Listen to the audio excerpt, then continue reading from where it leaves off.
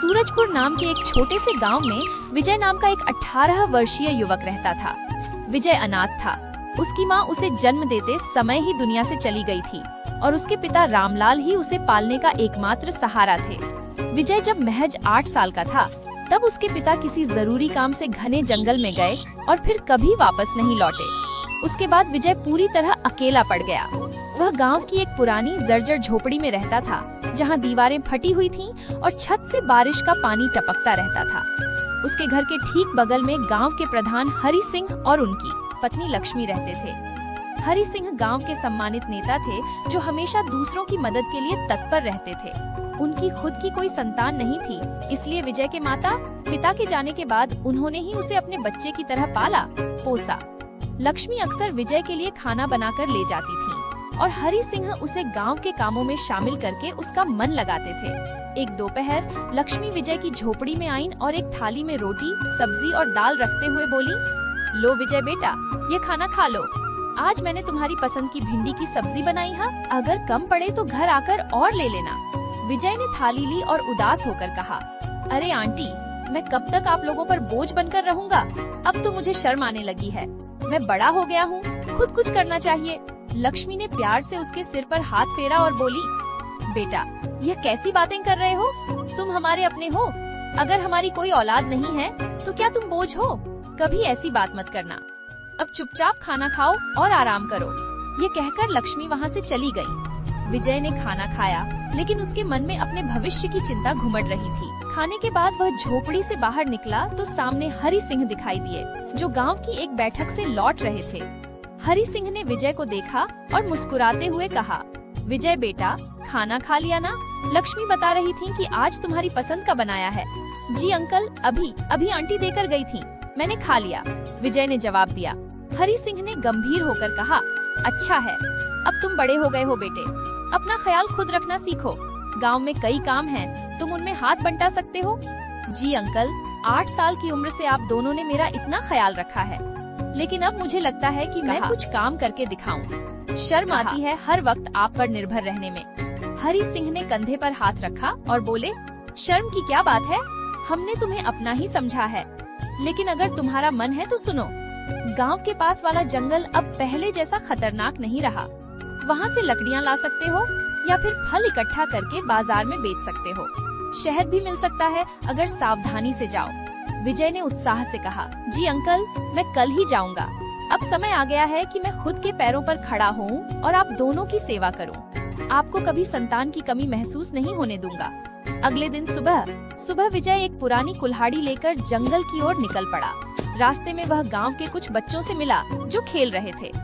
एक बच्चा बोला, विजय भैया, जंगल में सावधान रहना, सुना है वहाँ अब भी भूत प्रेत घूमते हैं। विजय हंसकर बोला, डर मत, मैं सावधान रहूंगा। कुछ ही देर में वह जंगल पहुँच गया। जंगल घना था, लेकिन अब पहले से ज्यादा सुरक्षित लगता था। पेड़ों की छांव में पक्षी चहचहा रहे थे और हवा में फूलों की खुशबू फैली हुई थी। विजय ने सोचा, कुछ भी हो, अंकल और आंटी ने मेरी इतनी मदद की है, अब मुझे उनके लिए कुछ करना चाहिए। मैं लकड़ियाँ काटूंगा और बेचकर पैसे कमाऊंगा। अभी वह यह सोच ही रहा था कि उसकी नजर एक बड़े से कौवे पर पड़ी, जो एक डाल पर बैठा उसे घूर रहा था। कौवा सामान्य से बड़ा था, उसके पंख काले और चमकदार थे, लेकिन आंखों में एक अजीब सी चमक थी। विजय ने मन में सोचा, यह कौवा मुझे इतनी ध्यान से क्यों देख रहा है? इसका आकार तो बाकी कौवों से अलग है और लगता है जैसे कोई रहस्य छिपा हो। अचानक कौवा उड़कर विजय के पास आया और इंसानी आवाज में बोला, मैं तुम्हें अच्छी तरह जानता हूँ, तुम विजय हो, रामलाल के बेटे। विजय चौंक गया और डर से पीछे हटते हुए बोला, यह कैसे संभव है? तुम तो कौवा हो, फिर इंसानों की तरह कैसे बोल रहे हो? शायद मैं सपना देख रहा हूँ। कौवे ने जवाब दिया, नहीं, यह कोई सपना नहीं है, मैं सचमुच बोल सकता हूँ। असल में मैं कभी इंसान था, लेकिन एक जादूगर ने मुझे श्राप देकर कौवे में बदल दिया। मैं तुम्हारे पिता रामलाल के सारे रहस्य जानता हूँ। वे जंगल गए थे और कभी वापस नहीं आए। विजय का दिल जोरों से धड़कने लगा। वह बोला, तुम कौन हो? मैं तुम्हारी बात पर कैसे विश्वास करूं? गांव में कोई मेरे पिता के बारे में बात नहीं करता, सिवाय हरि सिंह अंकल के। लेकिन तुम कह रही हो कि वे जिंदा हैं?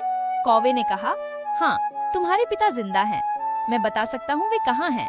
लेकिन पहले तुम्हें मुझे इस श्राप से मुक्त कराना होगा। विजय को डर लग रहा था। उसने सोचा, यह जरूर कोई दुष्ट आत्मा है जो मुझे फंसाना चाहती है। इससे पहले कि कुछ हो, मुझे भागना चाहिए। वह तेजी से दौड़कर गांव लौट आया।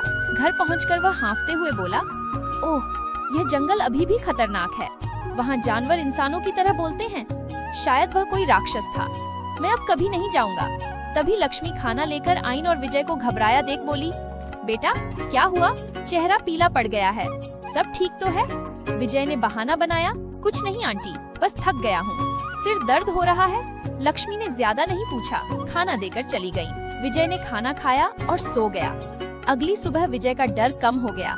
वह सोचने लगा, कल मैं ज्यादा डर गया था, लेकिन उस कौवे की बातों में सच्चाई लगती है। गांव में कोई मेरे पिता के बारे में नहीं बताता।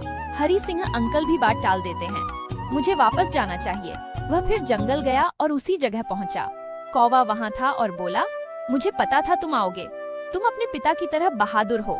विजय ने कहा, मैं सिर्फ पिता से मिलना चाहता हूँ। बताओ वे कहाँ हैं?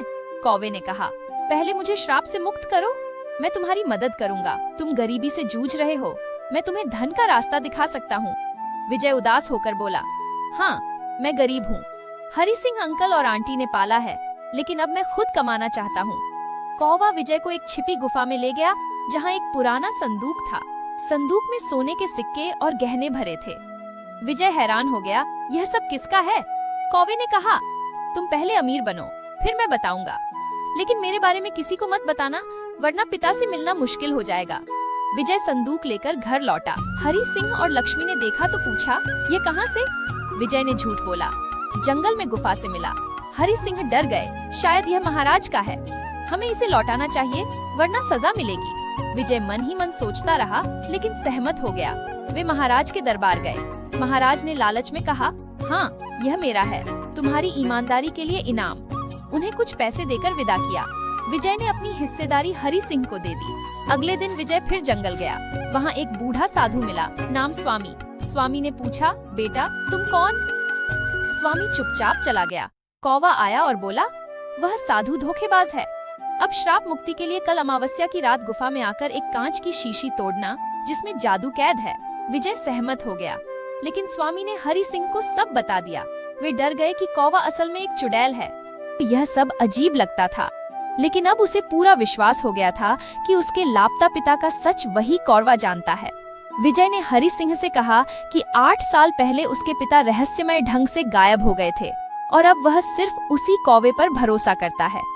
अगली रात पूर्णिमा को विजय जंगल की गुफा में पहुंचा, जहां एक बोतल में कौवे की शक्तियां बंद थीं। कौवे ने विजय को बहकाया कि अगर उसने बोतल तोड़ दी तो वह उसे उसके पिता से मिला देगा।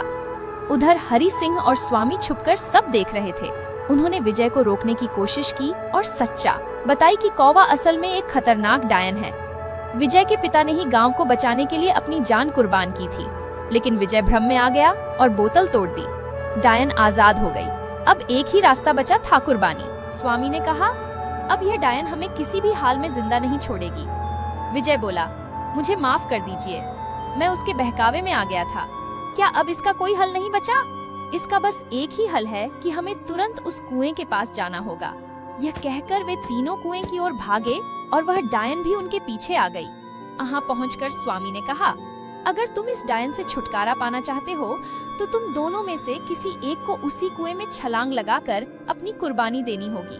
स्वामी की बात सुनकर विजय तुरंत बोला, यह मुसीबत मैंने खुद मोल ली है, इसलिए इससे मुक्ति भी मैं ही दिलवाऊंगा। यह कहकर विजय ने कुएं में छलांग लगा दी और अपनी जान कुर्बान कर दी। स्वामी ने तुरंत डायन को फिर से एक कौवा के रूप में बदल दिया, मगर इस बार उसके पास इंसानों की तरह बोलने की शक्ति भी नहीं रही। हरी सिंह को विजय के जाने का बहुत दुख था, मगर वह क्या कर सकता था।